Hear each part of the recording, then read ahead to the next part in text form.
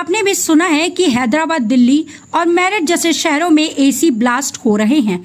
क्या सच में बढ़ता तापमान इसका कारण है या कहीं हम खुद तो इसके जिम्मेदार नहीं?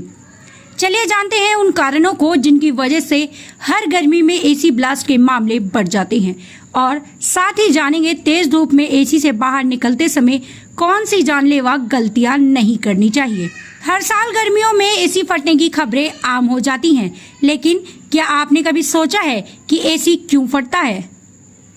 एसी ब्लास्ट का सबसे आम कारण होता है इलेक्ट्रिकल प्रॉब्लम, पुरानी वायरिंग, ढीले कनेक्शन या लोकल क्वालिटी की वायरिंग एक चिंगारी से ब्लास्ट की वजह बन सकती है। एसी का कंप्रेशन ओवरहीट होना, और एक और बड़ी वजह है 15 से 20 घंटे लगातार एसी चलाना और समय पर मेंटेनेंस ना कराना इसका कारण बन सकता है। इसके साथ ही अगर गैस लीकेज हो जाए तो आग लगने का खतरा और भी बढ़ सकता है। धूल मिट्टी के कारण एसी के फिल्टर जाम हो जाते हैं, जिससे कूलिंग कम हो जाती है और कंप्रेशन पर दबाव बढ़ता है। यही दबाव बन सकता है ब्लास्ट की वजह। अब बात करते हैं एसी से सीधे तेज धूप निकलने के खतरे की। एसी में घंटों बैठने के बाद जब आप सीधे 45 डिग्री की धूप में बाहर निकलते हैं तो शरीर का तापमान अचानक बढ़ जाता है। हीट स्ट्रोक, ब्रेन हेमरेज, यहाँ तक कि जान का खतरा भी हो सकता है। तो क्या करें? बाहर जाने से पहले कुछ देर ऑफिस के गेट के पास रुके, सिर ढके और पूरे शरीर को कवर कर ले। खाली पेट धूप में ना निकले। डायबिटीज और हाई बीपी पेशेंट खासकर सावधानी बरतें। सिम्टम्स: चक्कर, उल्टी, घबराहट या तेज प्यास लगने पर तुरंत डॉक्टर से संपर्क करें। इसके अलावा आप गर्मी में हाइड्रेट रखने वाले फ्रूट्स को खा सकते हैं, साथ ही लस्सी, छाछ या आम पन्ना पी सकते हैं।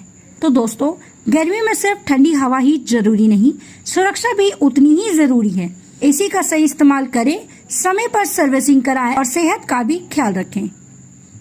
इन तरीकों को अपनाकर आप अपने घर के एसी को ब्लास्ट होने से बचा सकते हैं। एसी का बच्चों की सेहत पर असर।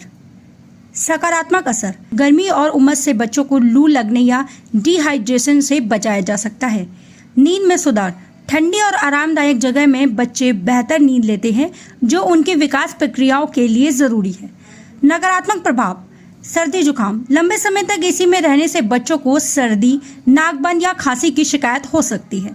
त्वचा की समस्याएं: एसी वातावरण की नमी कम कर देता है, जिससे बच्चों की त्वचा रूखी हो जाती है। प्रतिरोधक क्षमता में कमी: लगातार एसी वातावरण में रहने से बच्चा बाहरी मौसम के बदलाव के प्रति संवेदनशील हो जाता है। अचानक मौसम बदलाव: एसी रूम से बाहर निकलते ही तापमान में अचानक बदलाव से बच्चे बीमार पड़ सकते हैं।